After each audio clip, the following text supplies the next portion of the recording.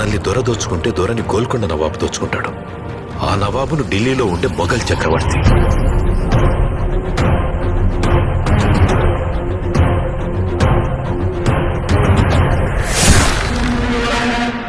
మన పైనున్న ఈ దొంగలందరినీ దోచుకోవడానికి ఆ భగవంతుడు ఖచ్చితంగా ఒకరిని పంపిస్తాడు.